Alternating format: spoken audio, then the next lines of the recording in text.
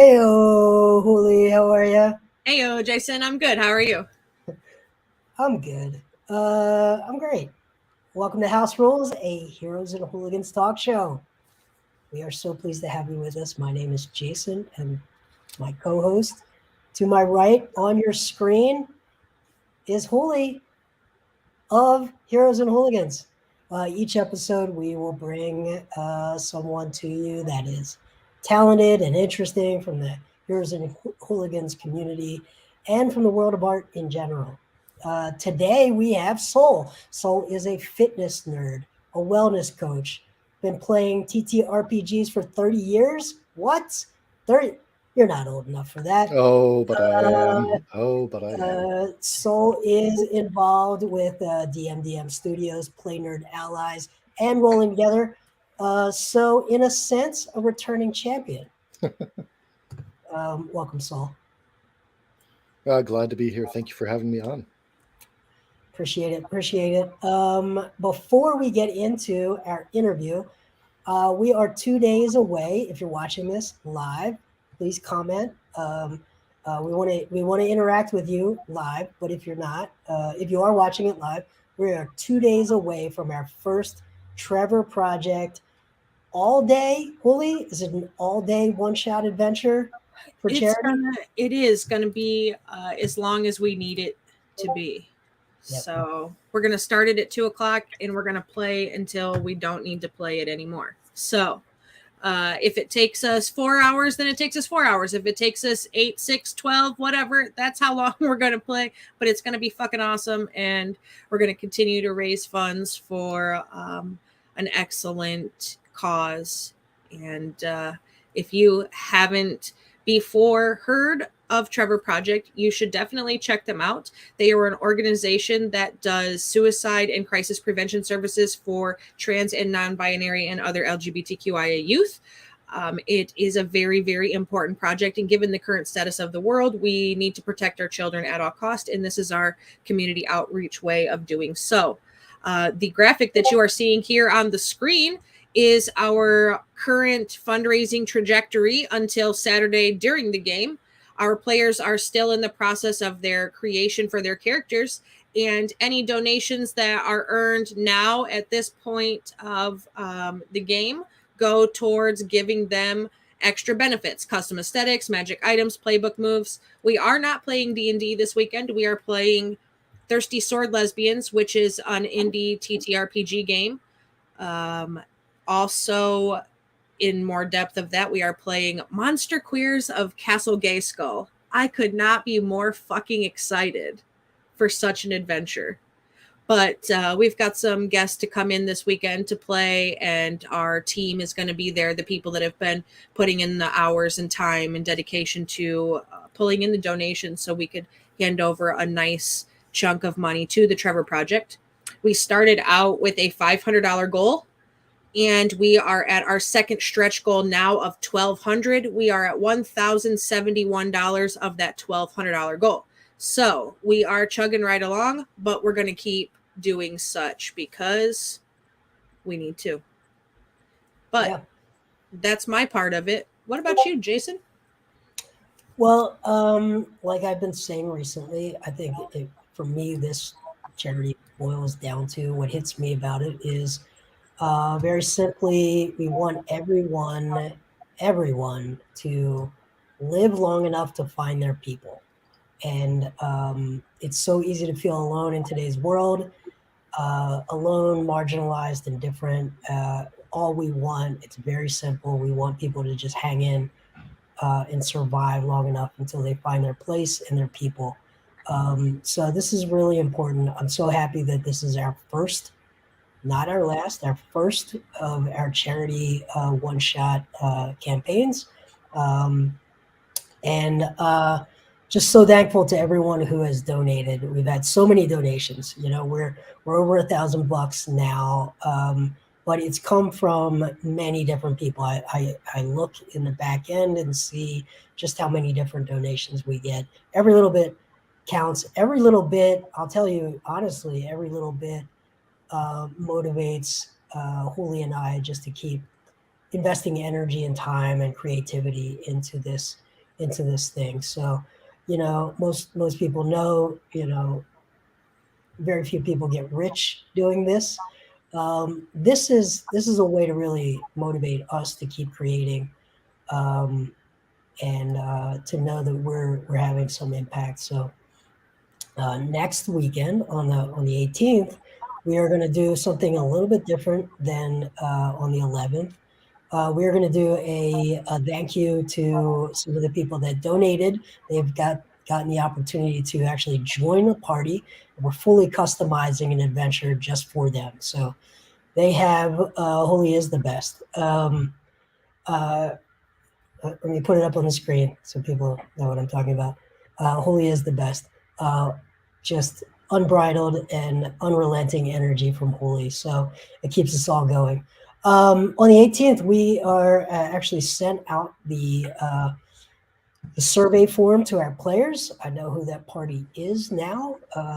They have an opportunity to tell us everything they want customized about the adventure of their dreams, and I'm going to try to create that from scratch around things that they just have never gotten to do and would really like to do. So everything from the level they want to play in, the tone, how much comedy, how much heavy drama do we have? Is it a city campaign?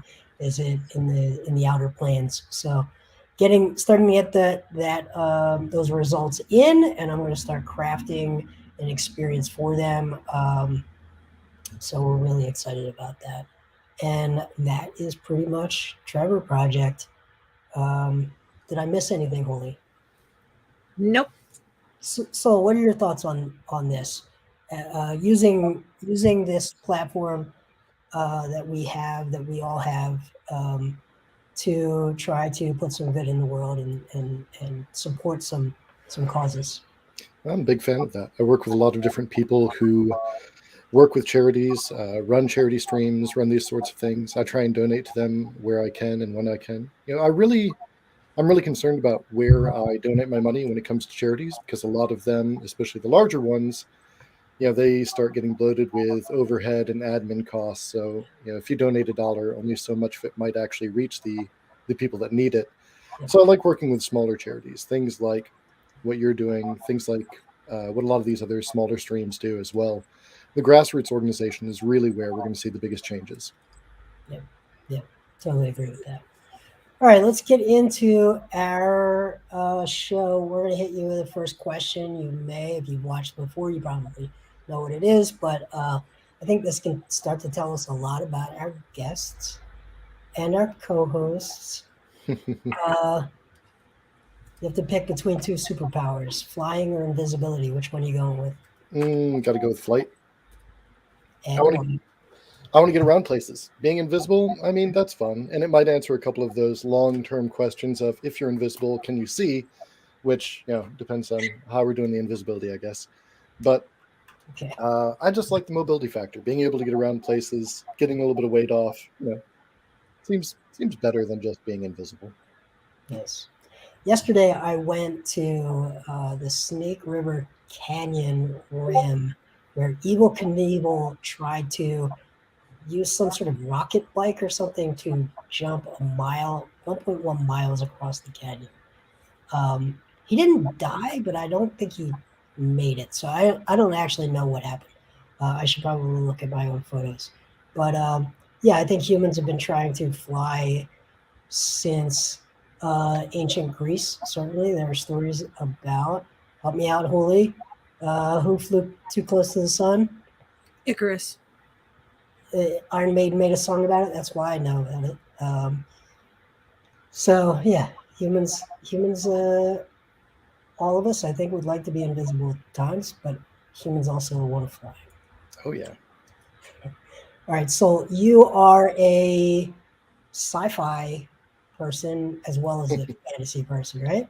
I do a little bit of everything. Yeah, okay. I love both genres. Love all the genres in between as well. Okay, great. So this is we're going to modify this. We're going to open it up a little bit. I normally ask what's the coolest monster in the monster manual, but let's open it up. You can pick anything from the world of sci-fi as well. Give me a really interesting monster. Ooh, so I've been on kind of a kick on this one recently. This is a good question. There is a series of novels called the Hyperion Chronicles. They involve a lot of sci-fi elements. They involve some time travel, time dilation, etc., memory uploading, things like that. And there is a cybernetic organism called the Shrike, which haunts this planet basically. And I think it's like 3 meters tall, multiple sets of arms, covered with thorns, can manipulate time, and it just routinely snatches people up and then spikes them onto this gigantic tree and just lets them suffer there. And when they are about to expire, it rewinds time and it just resets it over and over for them. So that is a form of creature that is terrifying. Yeah, So, that's pretty terrifying. But can the Shrike fly though? doesn't need to. Doesn't need to, because it can just change its location in space and time. Which is essentially Yeah. powerful as invisibility too, if you think about it. Yeah. Stopping time, pretty powerful. Pretty powerful. All right, let's talk about a time in your life. You are a D20 player, right? You played D&D. I started with D&D. Okay. All right. So tell us about a time where you rolled a natural one in real life. Ooh. All That's a right, good while one. you think about it, Holly is going to give us one of her stories. So there's a reason I enjoy my natural one cards in combat in D&D, because there's always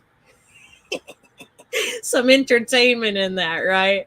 So I think my natural one story of the day will be sports related, where I should have rolled a nat 20 and scored the goal that I thought I was going to score running down the field, until I realized it was my own goalie and they back pointed it to the other team. And what I learned about that was I should really pay more attention to what's going on in front of me instead of what's going on around me, because I was definitely focused on my grandparents in the crowd yelling, go little Hooli, in whatever form that they were saying, calling obnoxious nicknames from the family out, yada, yada. I wasn't paying attention. So that's my nat one and what I learned from it. Soul, did we give enough time to think of one? Yeah, so I've got a pretty solid scar. Well, I've got several scars on my hands, but one on my left hand is from when I rolled in that one trying to cut a bagel. So the bagels were frozen, and I was very, very hungry. I was very sick. I had bronchitis. I just needed something plain and simple, but I hadn't eaten in a while because I'd been laid out sick. So I'm just like, okay, heck with it. I'll just grab one of these frozen bagels. I'll cut it open, throw it in the toaster, no problem. Frozen bagels are slick and hard to hold on to. And knives are sharp. It's not good. The knives are sharp. So yeah, that lesson learned, patience goes a long ways. Patience, defrosting. Yep, that's good. I just thought of one as the two of you came up with a sports related one. I had a sports related one, and a scar related one. I had a scar related one. I just thought about a time where I was 19. I was delivering pizzas. That was my job, and I'm running all over the place. And I delivered pizzas between two really small towns, and I wound up getting like 3 or 4 tickets, whatever the moving violation limit was. I get called into the DMV, and they're thinking about suspending my license. And I'm 19 years old, and I'm trying to speak reason to the person at the DMV. And I said, look at all these violations. I said, you have to understand, I'm not a bad driver. And the guy pulls the sheet up. He's like, no, you definitely are. Here's the list of all of your tickets. You're definitely a bad driver. Look at this. So that was a nat one for me. Yeah, that's a bad negotiation persuasion roll if ever I've heard one. Yeah. I overestimated my leverage on that one. Okay. We are burning through these questions today, aren't we? Wow. All right, let's take a break for a note from and about our guest.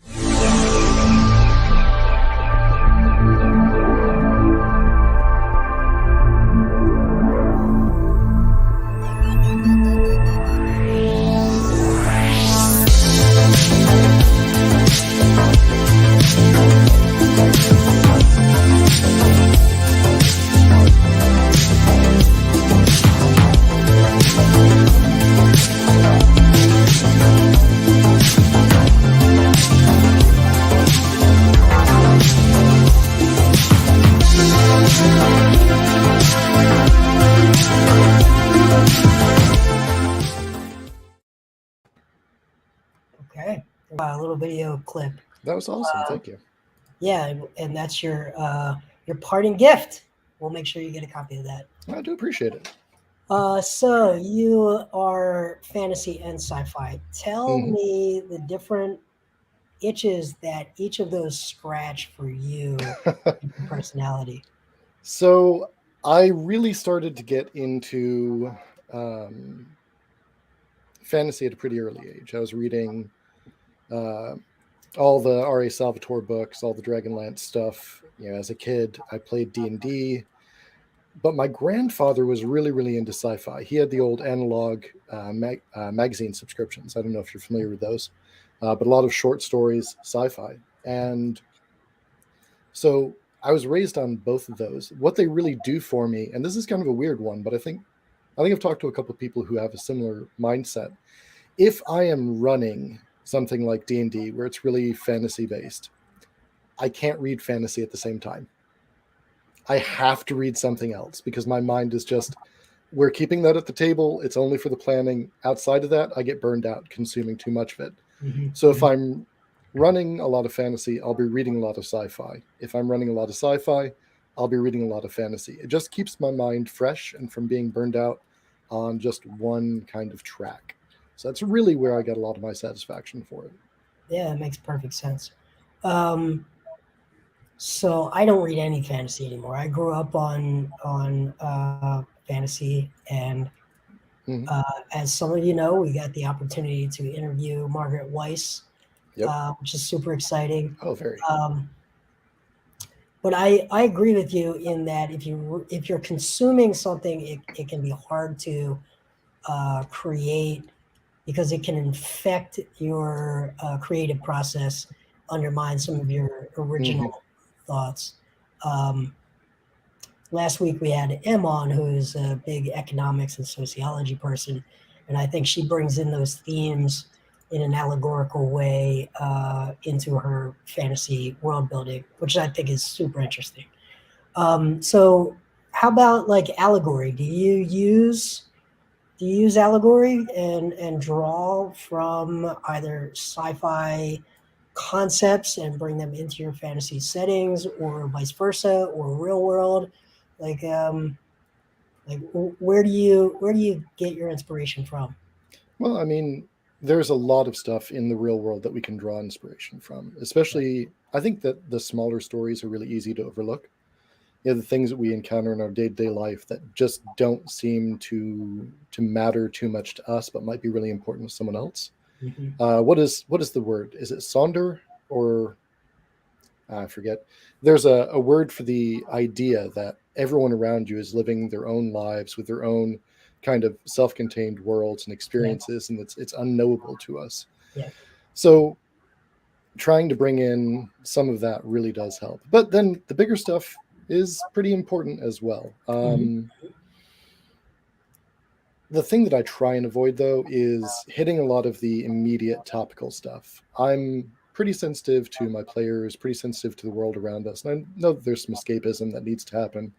So drawing too close of a parallel can be really uncomfortable. Touching on the larger themes can really help, though.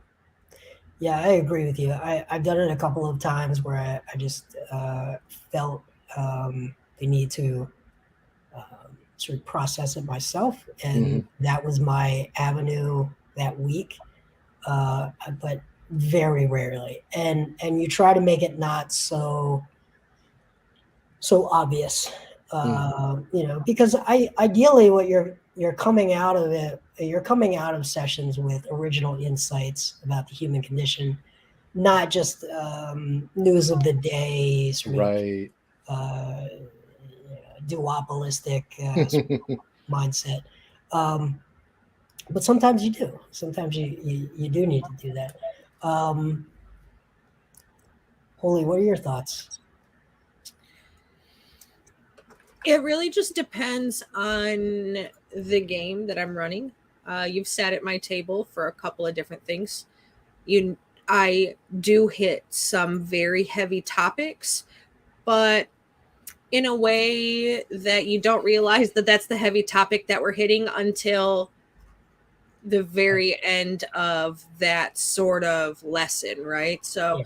recently, I touched on addiction in my Wednesday night campaign, and for weeks nobody understood really that was, I wouldn't say nobody, I'm sure some of you maybe figured it out, but it wasn't brought to full attention that the big problem in the area wasn't necessarily just the darkness and the monsters, but the darkness brought on by addiction taking over an entire community. As a recovering drug addict myself, that is my way of processing that and giving other people the insight as to what it does with a less personal touch, right?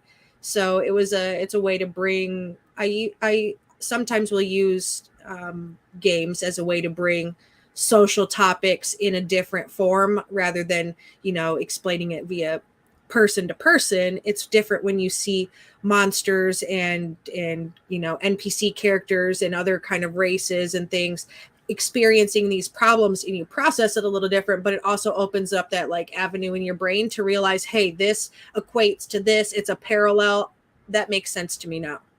Yeah. Yeah, and I think it's important to, as you examine certain anchoring themes that can add weight and gravity to your campaign, um, to constantly subvert the binary sort of right and wrong, right? So Holy, you and I had a conversation about. I don't want to spoil. You did tweet about it, but I don't want to spoil one of your ideas. And you said, "Can I spoil the Yeah, let's talk about it. Glenn?" All right. You Glenn, said, yeah. "Do you think is there such a thing as a good lich?" And we had a long conversation about this, right? Yeah. What do you think, Soul? Do you think a lich could be good or become good after ascending to lichdom? Ooh. Well, now we have to get philosophical. What does it mean to be good?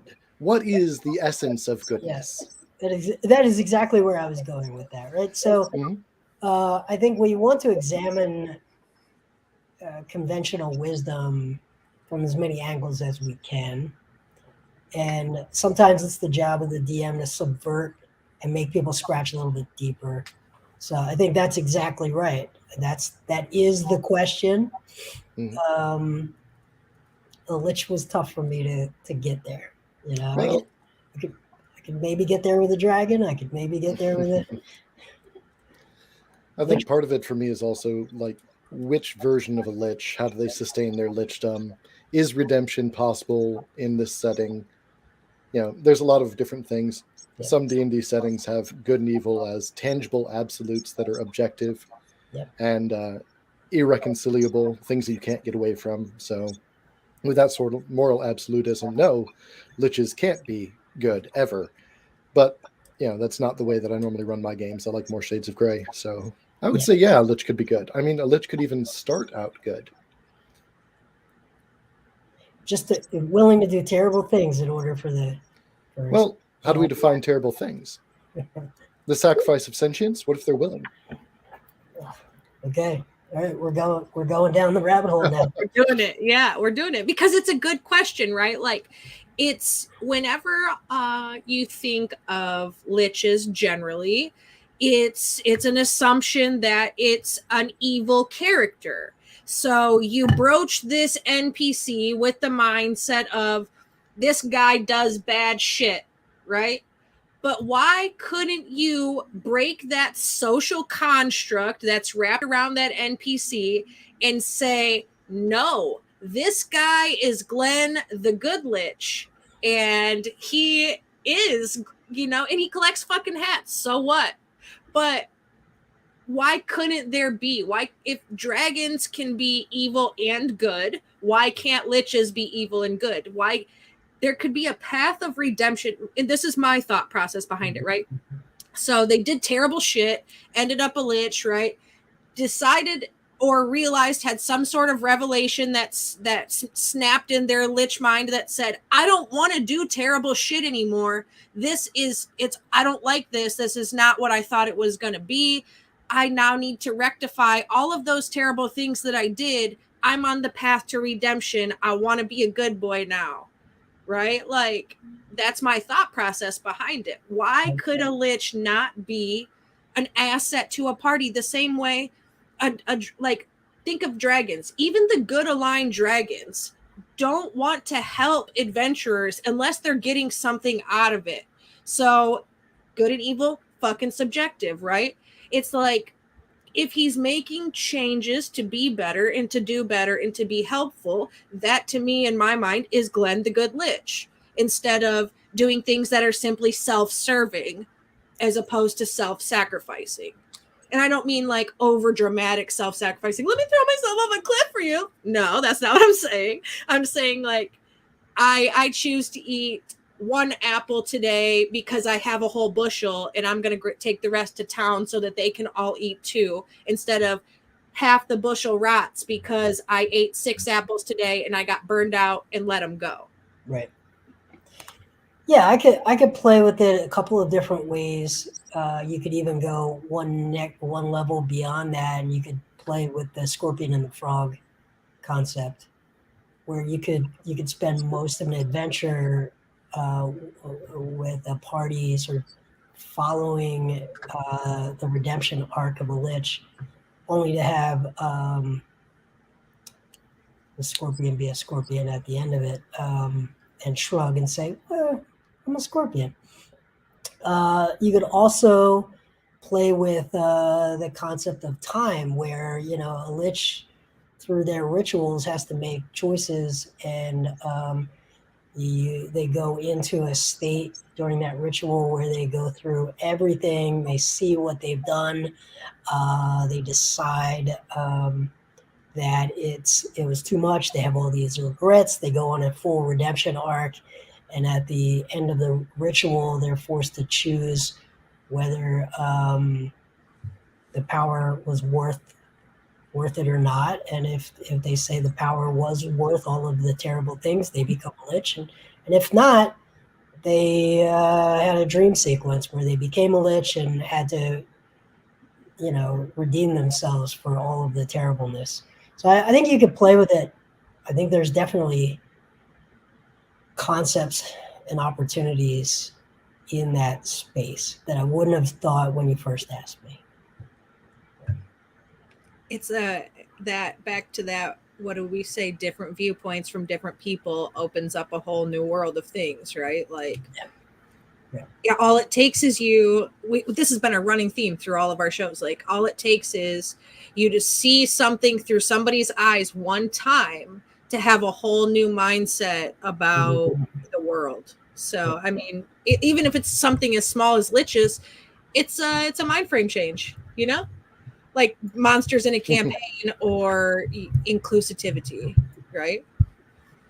Yeah, and that's really what we're doing here. This is a social exercise that we do together. Oh, yeah. It's not a video game. Right. That's the magic of the game, really. All right, Soul, give us your favorite house rule. Favorite house rule. I mean, there's the old standby, drinking a potion's a bonus action. That's pretty standard. Okay. But I do like the, with 5th edition, rather than rolling double the damage dice, max out the first set and then roll the other one as usual. Okay. Means crits are always going to be better than a regular hit, and that feels better to me. It does rob away from the I'm rolling a handful of dice, and that feels great, but it makes crits punchier, and they feel better, more heroic. I Because like that. I have rolled my fair number of crits that have come out lower than an average hit, and it's just like, well, why did I even bother? Right. How is this a critical hit? I grazed him in the eyeball. This is not getting me anywhere. I've shaved their eyelashes. Fantastic. I need my 3 damage. Can go over here and sulk. Okay, maybe I'm a little bitter. I'm sorry. That's a really good one. Mhm. I hadn't thought about it that way, but that makes perfect sense to me. Mhm. Holy, do you have one for this week? I don't think I have anything different so far. No, because I'm really wanting to flesh out the adverse of my critical fails, Mhm. because my critical fails are fucking amusing. Like that's the point of it, is to make that, oh shit, I rolled a nat 1 amusing. It's to push the role play through combat as well, because combat bores me. I've said this 100 million times, I'll say it 100 million more. Combat is fucking boring when it's just like, I roll these dice, I do this thing, oh, I got an 18, I hit for this much damage, or oh, I rolled this dice, I missed, I don't do any damage, end of turn. That is monotonous and boring. It's not entertaining to me as the DM. It's not entertaining to players, me as a player either. And we're on live, TV, right? So nobody wants to watch a system of numbers, or they would tune into Bender TV and watch him say 1001001 on repeat for hours. Like that would be it. Hey, So baby, want to kill all humans? yeah, essentially, I do actually. Uh, Well, I see why you like. I see why you like Glenn so much. I do like Glenn. I have that one conversation sparked a whole thing for me in my brain of world building and crazy nonsense. I think Glenn is going to become more than just a roughshod NPC that I thought of while smoking a joint one day. But I really want to flesh out the critical successes on things more. I don't think I don't feel like as a DM I do enough for that. So that's where I'm working towards for a new favorite house rule. That's my house rule goal for the week. How about that? Nice. Now, have you seen the old school Dragon magazine, Critical Hits and Terrible Misses? I No. believe that's what it's called. I'll send you a link to it. Okay. It's definitely in line with where you're going, and yeah, it's cool stuff, and adds some flavor to combat. So you played for 30 years. So which edition struck you? I don't need you. I don't need the intellectual. Which one is objectively best? Which one? Which one hit you and inspired you to make the most, um, original storylines? Um, that is a little bit of a tie, actually. Okay. It's less of an addition and more of a campaign setting. I'm a huge Eberron fan. Okay. When that came out in 3.0, 3.5, I loved what it did. I loved how it created a whole new way to look at D&D. At the time, it was very revolutionary. It was kitchen sink fantasy over like post-war themes. Really, really good stuff. Really deep setting that you can do a lot with. That I don't feel like other D&D settings did as well. Mm-hmm. And it also introduced a lot of other mechanical changes that I felt were really interesting and really contributed to creating better stories. I like it better in 5th edition, I guess, would be one of those things to say. I ran my longest campaign with Eberron in 5th edition. That was a lot of fun at my home table. And I feel like it told some of the best stories I've actually told in D&D. Awesome. Holy, you are pretty much a 5e native, correct? Correct. I have not touched a single edition other than 5e. Yeah, but you're now dipping your toe into Fate and some others. A Blades in the Dark hack. Yes. Yeah. So what are you seeing that other people are bringing to the table, that you like? The thing that I like more now about other TTRPGs that I think 5e really limited, and like you said, I'm a 5e native, so I did a lot of home brewing and rebaking of stuff to make it do what I wanted to do. What I really appreciate about the other TTRPGs that I am stepping into playing is the openness and the lack of combat drive, I suppose, because D&D down at its core is still a combat system. So there are a lot, like most everything, even the feats and stuff on the sides, are geared towards your combat skills and stuff along those lines. Where a lot of the other games like Fate and Blades in the Dark, they really give you skills that apply to actual skill checks that are not combat based. Soul and I are playing together. We go live on Friday night in a game Saints and Sinners with DMDM Studios. We're in a 5-part segment for that, and playing the couple of pre-campaign games that we did, it was really kind of cool to have the different stuff that was not combat, right? We did get into combat, but my character is a pilot who is like a techie pilot person.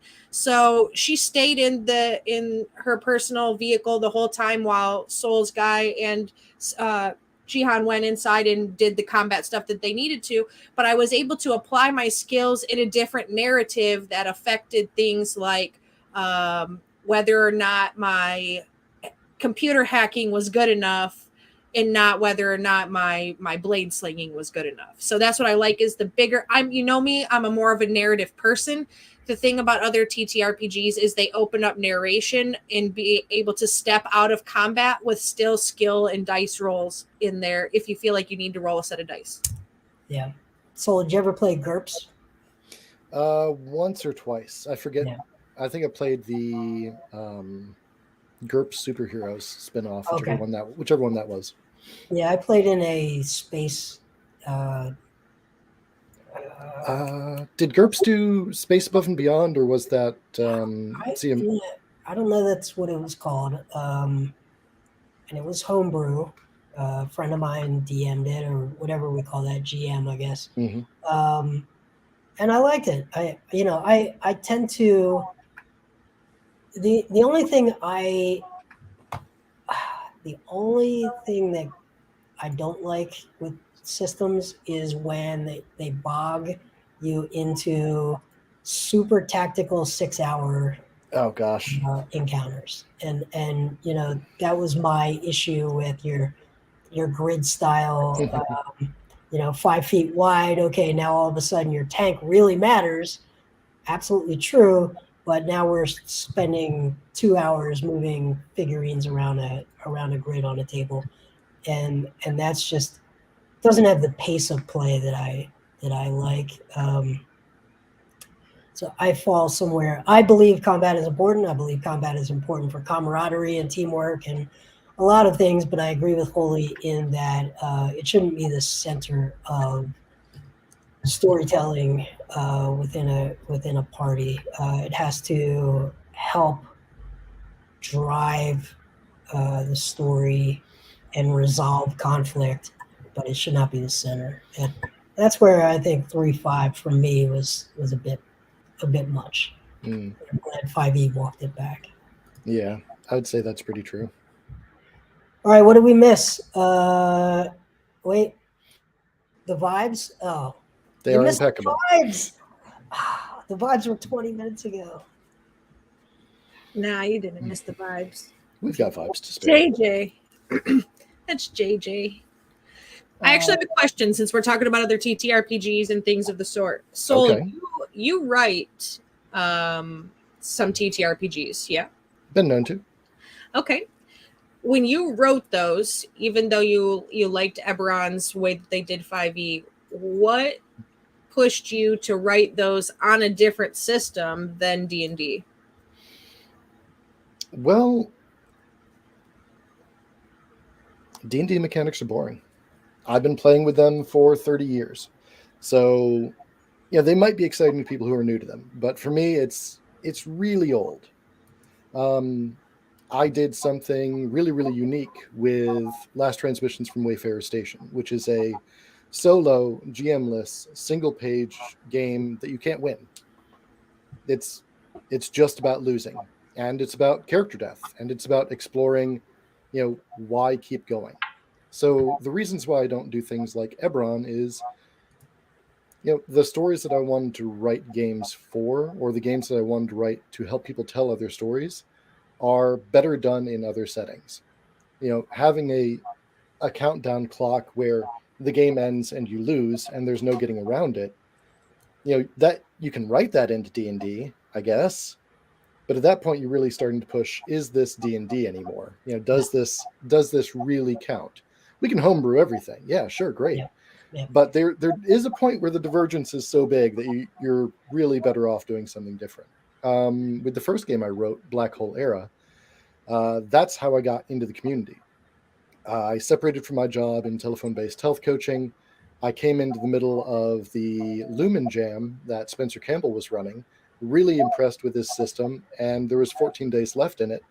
I said, if I was going to write something, I'd write something about, sentient spaceships fighting at the end of time where all the stars have been turned into black holes. And I wrote like a 1-paragraph synopsis of it, and Spencer actually saw it, and he's like, this is really, really cool. You should do it. I'm like, I've got 15 days to not only write the game, but learn the system well enough to write the game. He's like, I believe in you. You got this. And that's how I wrote that first game, because it was interesting, it was new, and it was something fun. And it's really hard to tell a game about, kilometer-long spaceships fighting around black holes in D&D. So everything's got its own space that it needs to kind of dwell in, and figuring that out can be a challenge. Yeah. Yeah, I don't think there's a save versus event horizon. Probably not. Yeah. So if I had to throw it back, that'd probably be like a very hard BBLG, Ben Bars Lift Gates. Save versus entropy, DC 49. Yeah, good luck. Good luck. Roll with disadvantage. Save versus the inevitable heat death of the universe. The universe. Yeah, that's kind of what the game's about, actually. All right, we've tapped out my sci-fi knowledge. Actually, I go down rabbit holes with books and authors, and I just love, obviously Hawking, and I grew up with a lot of the pop physicists, I suppose. Carl Sagan is an inspiration. Yep. Brian Cox is another one who just absolutely love. I can listen to the guy. I wish he would just narrate every book ever made. But he does a really great job talking about science. I'm not actually a big sci-fi person, honestly. Okay. I do just love it though. Feynman, I've read every book he's ever written. I love it, absolutely. I just feel like it's so fascinating. I can absolutely see how it is so underutilized and untapped for TTRPGs relative to fantasy. And I don't have a good explanation for why the world is so dominated by fantasy versus sci-fi. I couldn't even hazard a guess why that is. I can make some assumptions. Yeah. Feel free. Let's do it. We got time. Science fiction is written hostilely. Okay. It's written to individuals who have a passion for things like, escape velocity, delta V, megastructures, and it's written with the assumption that people will have the language to do that. Yeah. It would be a lot like if all of our fantasy novels started referencing like esoteric medieval history books, and we're trying to teach you the ins and outs of period appropriate quilting. Not a lot of people would be into that. All they're there for is fighting dragons and stories of heroism. Yeah. So the golden age of sci-fi, which is I think like defined as the 50s and 60s. Heinlein, Asimov, Cherry to a limited degree, Ursula Le Guin. These individuals that got started in it, they were writing relatively technical short novels. You had to think about like, what can rockets do, things like that. And outside of a couple of engineers that were really into it, not a big audience there because the stories weren't relatable, and they were not written to be relatable. They were written to be hostile towards outsiders. So that's kind of pervasive in the genre, which is a real shame. So they sort of reward the high barrier of entry. So there's a high barrier of entry, but then you're rewarded with this deep content once you get through it. I don't necessarily know that that's true. See, that's part of the problem is, you'd expect the barrier of entry to be high and then the delivery to be exceptional, but a lot of times it's just a high barrier of entry, and on the other side of it, you're left with a pretty standard novel. And that's kind of a problem. So, all right, let's stay in this zone. Kurt Vonnegut, sci-fi writer? Ooh, I would say yes. Yeah, I think so. He's such a humanist. Rest in peace. I devoured everything he's ever written. Such a humanist, but he framed many of his novels exploring the human condition through some sci-fi stories, right? A lot of dystopian tropes. Yeah. What's the guy in the 30s who wrote Brave New World? I'm blanking on his name. Huxley? Aldous Huxley, sci-fi writer? Absolutely. Yeah. I think Aldous Huxley is a fantastic writer. Holy, who are some influences for you in the sci-fi world?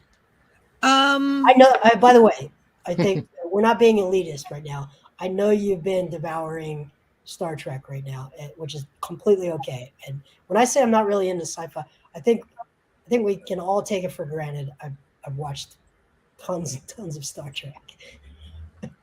So, I'm in the newer Star Trek stuff right now. I've watched some of the older, but sci-fi for me, a little bit different. Star Wars really is where I got started in the whole sci-fi universe. My grandfather was Fifth Element and Star Wars. Okay. So that's what I got, and that's where I kind of learned. I didn't read a lot of sci-fi books when I was in school. I read a lot of social construct books. I was a huge nerd and wanted to know everything about people because it was my escape from people, was learning about people. So that's what I did. And so when it came to sci-fi, I really started with Star Wars, and Mass Effect was another really big one for me. You said you're more of a fantasy person, which is probably why you beat Dragon Age and I didn't, but I beat Mass Effect and you didn't, because that's really like my next set of goals, right? When it comes to story building and campaigns, like not a single one of my next campaigns is fantasy setting. They're all sci-fi group. One of them, the Forbidden Mass Effect Fate game, which we're going to run, and it's going to be awesome. But I didn't read a lot of sci-fi books, so I don't have a lot of like the author knowledge of any of it, but just a lot of TV stuff like Stargate. There was the one show that was like where they went back in time with the dinosaurs, but they were really from outer space, that lasted for like 2 seasons in the early 2000s. I watched that. Just some other random shit. It was a lot of like TV and video game. And it was some literally bullshit backwater TV channel that had this, random sci-fi soap opera show that my dad found interest in like the first 3 episodes, and we watched it until it went off TV. Not as good as Red Dwarf, one of the classics. I never watched Firefly or Serenity though. And I know that Shen is in the audience chastising me for that. All right, as long as we're upsetting people, so is Star Wars sci-fi? Yes. And it is also science fiction because those two overlap. Venn diagrams, baby. Okay. Your science fiction can be science fantasy as well. All right. It almost has to be. Science fantasy is a subgenre of science fiction and fantasy. All right, now I will allow you to explain for the audience what a parsec is. It is a distance. No, we're not doing this. Okay, I am not Google. They can do Trap. their own. That was a trap. That was a trap. There are explanations for that answer, however, but we're not going to get No, into it. there are, and I've not, is one of the more contorted Mhm. logic pretzels that you Oh can yeah. find. So you don't have to answer. That was a joke. Mhm. They're all dead, Dave. Looks like Shen is a Red Dwarf fan. Good One to of the know. best. I mean, golly, that would come on. I think right after Doctor Who. It's a British like super low budget TV show from the 80s. Fantastic. I think when it first came out, it was on the air, and I was like, this must be 20 years old. When did they make this? It was just low budget. It was actually like properly airing at that time. That's how low budget it was. Uh, yeah, so that's fun. All right, we have hit sci-fi. We have hit fantasy. We have talked about our Nat ones. What have we missed, Saul? What do you want to talk about? What do you want to promote? What do you want to plug? Ooh, okay. Well, let's talk a little bit about charities. I am part of Play Nerd Allies, and that is kind of the originators of the Foundation for Inclusivity in Gaming. It's a really great organization that does a lot to help people not like me actually become seen in the space. There's a lot of really good stuff coming in the wings that I can't quite talk about, but it's definitely going to be interesting when things finally do take off.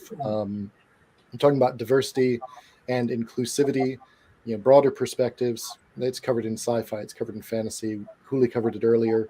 That humanistic kind of idea. Yeah. It doesn't happen easily, and it doesn't happen without work. Absolutely So right. something that I tell people related to this is Twitter is racist. Like, it just straight up is racist. You can't get around that. If you are a white presenting person, you will not see people of color in your feed unless you work very hard for it.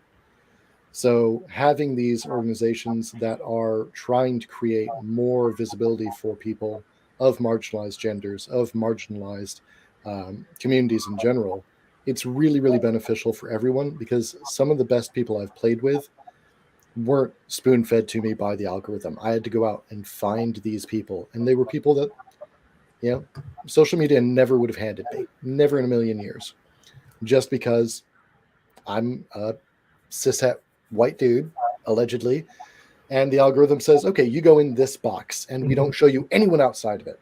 So these charity organizations really help to break that. That's why I'm a big fan of the smaller grassroots ones, because the algorithm handles them differently. Yeah, I agree with you. I also think, not to pick on Twitter, because I think it has a place. It is so much easier to second guess on Twitter than it is to create. The nature of the 280 characters, what can you really express in an articulate and multifaceted and nuanced way? Um, it's really hard to do, and people try to do it, and it's really hard. Um, but that's plenty of time. That's plenty of characters to cut someone else down. So I think the very structure of it is built to nudge people into some toxic behaviors. So the algorithm, which you spoke about, creates bubbles. Absolutely does create bubbles, and if you think that's the whole world, you can miss out on so much. And I think you and I, both having played this game for 30 years, I think we are now at an opportunity, a huge opportunity, to open up a theater of the mind that was very closed for very long, very limited. We now are opening that theater of the mind to get so many different inputs and perspectives, and so much more creativity is flooding into it. that's scary for some people who have played one way for a long time. Oh yeah. And that's like a microcosm of the world, where people had social dominance and an easy life, and now they feel uneasy by the sand of society shifting under their feet. And I think it's a huge opportunity for all of us to learn, adapt, and change. So that's why I'm so excited about this on a personal level. Oh yeah. Yeah. So you brought up Fig. Mhm. I've got some information for everybody about Fig. Here that is.